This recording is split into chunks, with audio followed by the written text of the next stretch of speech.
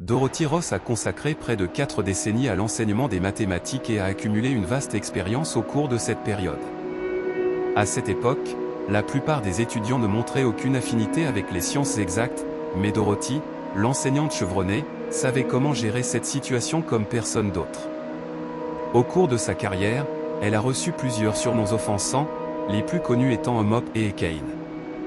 Ses élèves ont toujours insisté sur sa minceur, essayant de la lui rappeler à chaque occasion. Cependant, Dorothy n'a jamais été vraiment offensée par les commentaires, les considérant simplement comme faisant partie intégrante de sa vie. Elle aimait son travail et était prête à supporter tout inconfort qui en découlait.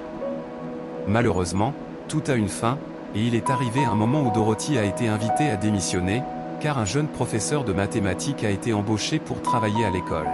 « Eh bien, je suppose que mes journées d'enseignement sont terminées », pensa Dorothy tristement en quittant la salle du personnel. Déjà âgée, elle n'avait pas d'enfant et son mari était décédé il y a 5 ans.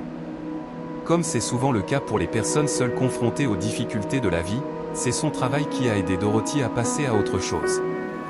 Privée de son passe-temps favori, elle est devenue dépressive, passant ses journées à regarder des photos d'elle quand elle était encore jeune, innocente et pleine d'optimisme. Au cours des 40 années où Dorothy a travaillé, elle s'est habituée à se réveiller et à se précipiter à l'école tous les jours.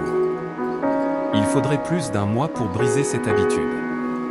Son corps a réagi d'une manière particulière au changement de sa routine quotidienne, et à peine 2 semaines après avoir quitté son travail, elle a commencé à ressentir des douleurs à l'estomac. Je pense que je devrais chercher un médecin et passer un examen, même si je ne pense pas qu'ils trouveront quelque chose de grave, a-t-elle réfléchi. Alors que ses symptômes s'intensifiaient, Dorothy a décidé de ne prendre aucun risque et a pris rendez-vous avec son médecin. Honnêtement, elle n'aimait pas les hôpitaux et faisait de son mieux pour les éviter, mais beaucoup de gens ont une aversion pour de tels endroits. Tout allait bien jusqu'à ce que le médecin reçoive les premiers résultats des tests. C'est à ce moment que Dorothy s'est rendue compte que quelque chose n'allait pas du tout chez la femme. Elle n'a pas écouté un mot du docteur. Après le mot cancer, il semblait que son esprit était entré dans un état défensif. Comment cela a-t-il pu arriver? Que ai-je fait pour mériter cela, pensa Dorothée, les larmes aux yeux. Selon le médecin, il lui restait au plus 6 mois à vivre.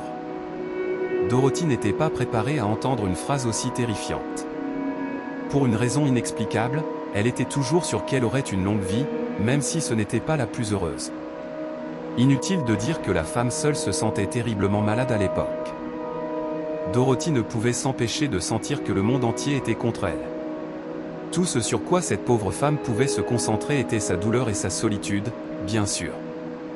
Madame Ross n'allait pas abandonner, mais elle n'avait vraiment pas beaucoup de raisons d'espérer un rétablissement. La femme l'a compris, vu son âge. Elle n'aurait besoin de rien de moins qu'un miracle pour vaincre une maladie aussi insidieuse.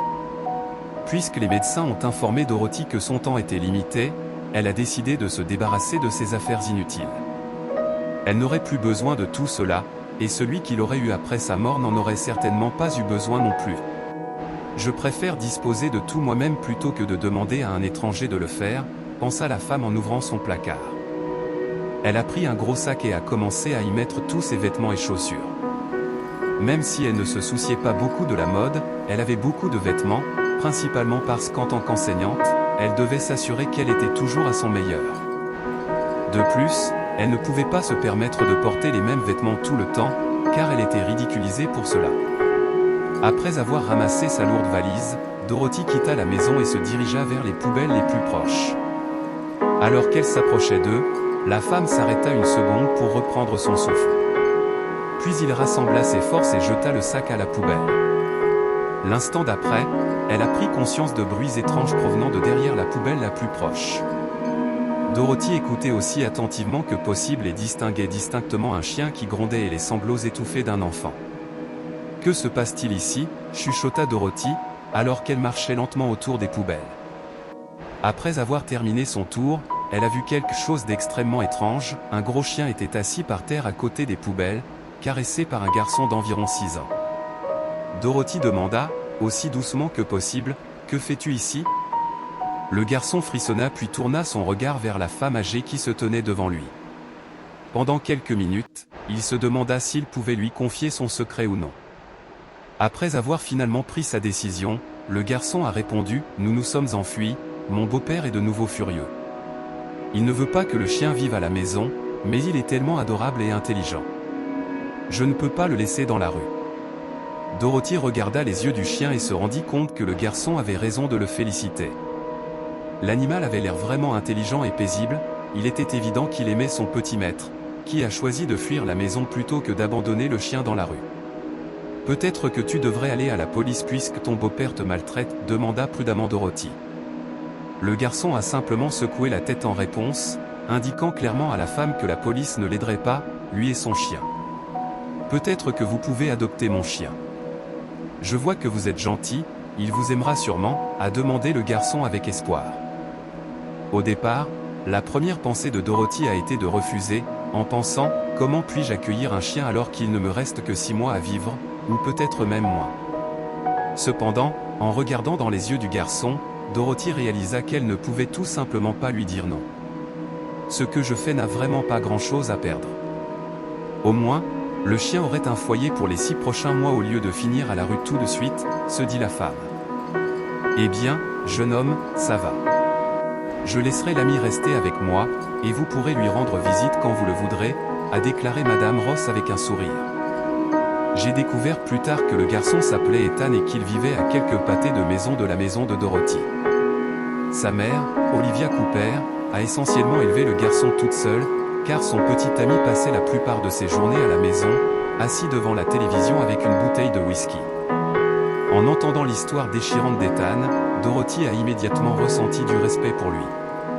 Le garçon aimait beaucoup son animal de compagnie et voulait s'assurer qu'il était en sécurité. Lorsque l'ami est entré dans sa nouvelle maison, Dorothy a dit « Faisons un marché, mon ami. Vous allez bien vous comporter et ne pas détruire mes meubles, d'accord? En retour, je promets de vous nourrir 2 fois par jour et même traite spéciale le dimanche. » L'ami semblait vouloir apporter quelques modifications à la proposition concernant la fréquence des repas et le nombre de jeux, mais il était très content, comme en témoigne le remuement de sa queue, ce qui signifie qu'il considérait Ethan comme son ami, a expliqué le garçon. Dorothy sourit et alla dans la cuisine pour préparer le dîner. Elle savait que le garçon avait probablement faim et ne refuserait donc pas 2 sandwichs au thon. De plus, il a eu sa part de friandises, qui consistait en des restes de poulet frit que Dorothy avait préparés pour le dîner la veille. « Eh bien, c'est beaucoup mieux, dit la femme avec un sourire. » Dorothy aimait regarder comment le garçon et le chien semblaient rivaliser pour voir qui finirait sa nourriture le plus rapidement. Comme Dorothy n'avait jamais eu d'enfant, elle se sentait enfin comme une vraie grand-mère, se réjouissant de la visite de son petit-fils et essayant de tout faire pour le rendre heureux. Elle courait dans la cuisine, préparant des friandises pour Ethan et Buddy. La femme a complètement oublié sa douleur, qui a semblé disparaître comme par magie. Dorothy n'avait jamais ressenti une euphorie aussi incroyable auparavant. Elle traitait Ethan comme un petit prince, qu'elle devait sauver du beau-père diabolique du garçon. En prenant la décision de laisser son ami rester avec elle, Dorothy ne l'a jamais regretté. Le chien intelligent n'a jamais violé les conditions du séjour, comme l'a dit la douce vieille dame lorsqu'elle l'a ramené à la maison pour la première fois. Il n'a jamais bougé les meubles ni aboyé sans raison. De plus, le chien apportait les pantoufles de la femme tous les matins, ce qui lui a valu une appréciation particulière de Dorothy. Pendant le mois suivant, la femme a apprécié ses nouvelles responsabilités. Même si Ethan vivait à la maison, il venait rendre visite à Dorothy et Buddy tous les jours. Le garçon aimait jouer avec le chien, qui attendait toujours ses visites avec impatience. Plus étonnamment, pendant ce temps, la santé de Dorothy s'est grandement améliorée. La douleur dans son bas-ventre s'est graduellement calmée et a cessé de la déranger. Elle compta les jours restants jusqu'à sa mort imminente. C'est grâce à l'ami. J'oublie tous mes problèmes avec lui, a déclaré Dorothy fièrement. Elle aimait aussi passer du temps avec Ethan, qui a rempli sa vie de choses merveilleuses que seuls les enfants peuvent offrir. Ayant rencontré la mère du garçon, Dorothy l'a invité à emménager en déclarant « Ma maison est assez grande pour vous et votre fils. Après tout, mon défunt mari et moi avions prévu d'avoir des enfants, mais ce n'était pas prévu. » Olivia Cooper a exprimé sa gratitude à la femme qui a résolu tous ses dilemmes sans même s'en rendre compte. Elle le remercia immensément, ne sachant pas vraiment quoi dire. Dorothy s'exclama avec un sourire, pensant à quel point elle appréciait la compagnie d'Ethan et de sa mère. C'était incroyable de voir comment des personnes unies par des problèmes communs sont soudainement devenues une famille, entourée d'amour et d'attention. Cependant, la plus grande surprise était encore à venir lorsque Dorothy est arrivée au cabinet du médecin. Avec un regard gêné, l'oncologue baissa les yeux et dit quelque chose qui fit presque bondir le cœur de la vieille femme hors de sa poitrine. « Madame Rossmann, je suis vraiment désolé. J'ai fait une terrible erreur. Je vais arranger les choses. Vous n'avez pas de cancer. Vous n'êtes pas en train de mourir. Votre douleur n'était qu'une légère crampe intestinale, qui peut être facilement traitée. » Dorothy resta là, stupéfaite, incapable de croire ce qu'elle entendait. Jour après jour, la femme pensait à sa mort imminente, mais maintenant elle découvrait qu'elle n'était pas en train de mourir et qu'elle pouvait vivre encore quelques années, au moins. Elle a remercié le médecin pour son aide et a lentement quitté le bureau. Des larmes de bonheur se figèrent dans les yeux de la femme, quelque chose qui ne s'était jamais produit auparavant dans sa vie. Quand elle est rentrée à la maison, elle a embrassé Ethan et a serré Olivia dans ses bras en disant « Tout ça, c'est grâce à toi et à Buddy. Si ce n'était pas pour toi, ce miracle ne se serait jamais produit. » Les trois s'embrassèrent longuement au milieu de la cuisine, tandis que leur ami les regardait avec surprise, aboyant d'impatience, demandant à sortir.